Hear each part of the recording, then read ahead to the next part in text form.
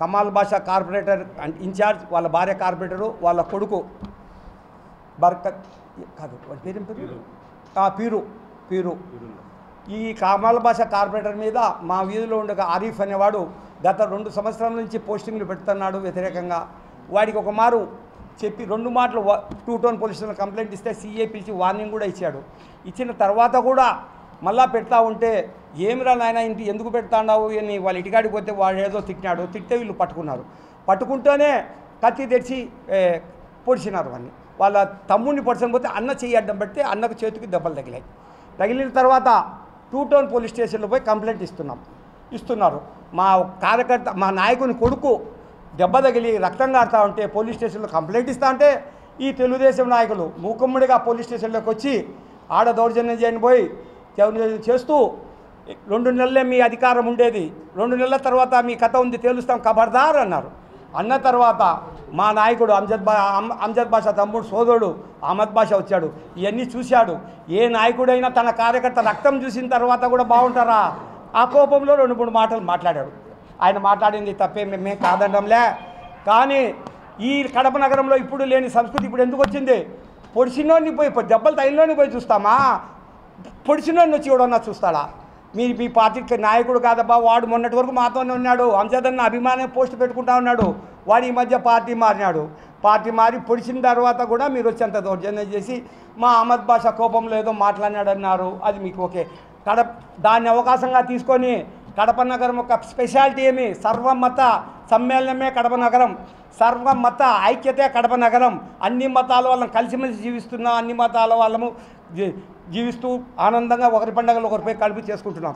దానిని అవకాశంగా తీసుకొని హిందువును తిట్టినాడు అనేది సృష్టించాలని చూస్తున్నారు. ఇది ఏమాత్రం హిందువును తిట్టింది కాదు, ముస్లిం అనేవాడు కాదు. ఆయన కూడా ముస్లిం కిందకి వేసుకోకూడదు. తిట్టింది మా పార్టీ కార్యకర్త, మా నాయకుని కొడుకు రక్తం చూసి మేమేడుస్తా అంటే పోలీస్ స్టేషన్లలో వచ్చి దౌర్జన్యం చేసి మళ్ళా ఖబర్దార్ 2 నెలల తర్వాత మీ కథ చెప్తామన్నందుకు ఆయన తొందరపడి ఆ మాట మాట్లాడినాడు.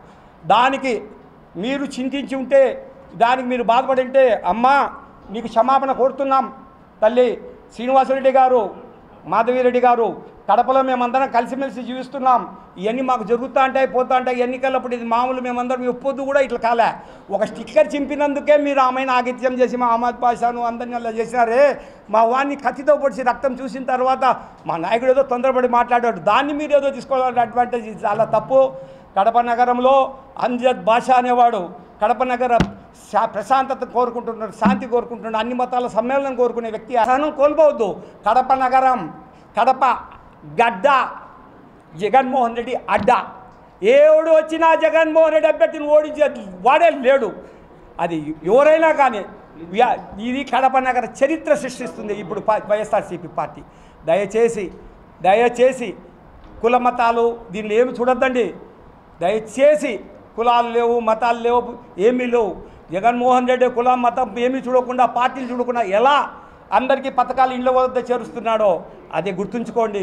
వీధిలో రోడ్లు జరుగుతున్నాయి, ప్రతి చోట రోడ్లు వేస్తున్నారు, ప్రతి చోట్ల జరుగుతున్నాయి. ప్రతి ఒక్క అభివృద్ధి కార్యక్రమం జరుగుతుంది. ఏ డివిజన్లో పోయినా అభివృద్ధి కార్యక్రమాలు జరుగుతూనే ఉన్నాయి.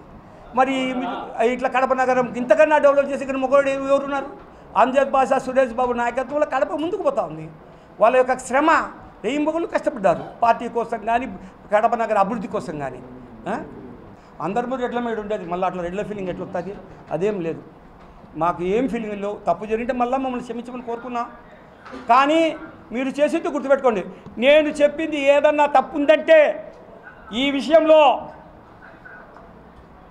కాణిపాకం వినాయకమయ్య దగ్గరికి వచ్చి ప్రమాణం చేసేదానికి కూడా సిద్ధంగా ఉన్నా. మా కమాల్ బాషా కొడుకును పొడిచిన దాంట్లో కానీ, ఏ విషయంలో కానీ నేను తప్పు చేసి చెప్పినానని అంటే మీరు రండి.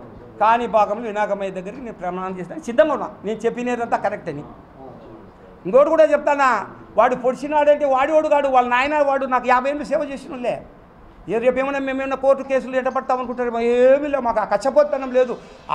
ఆ బాధలో కేసు పెట్టుకున్నామే తప్ప వాళ్ళని ఏడిపించాలా, వాళ్ళని కొట్టించాలా ఇవన్నీ ఏమీ లేవు. వాళ్ళ జోలికి మేము పోము. మా కడపలో ఏం అలవాటు కూడా లేదంతా. కడప నగరంలో కొత్త వరుడి సృష్టించద్దండి. దయచేసి కడప నగరాన్ని ప్రశాంతం చెడగొద్దండి. ఇంతకు మించి ఏం లేదు. మరొక్కసారి అందరి చేతుల నుంచి విజ్ఞప్తి చేసుకుంటూ ముగిస్తున్నా.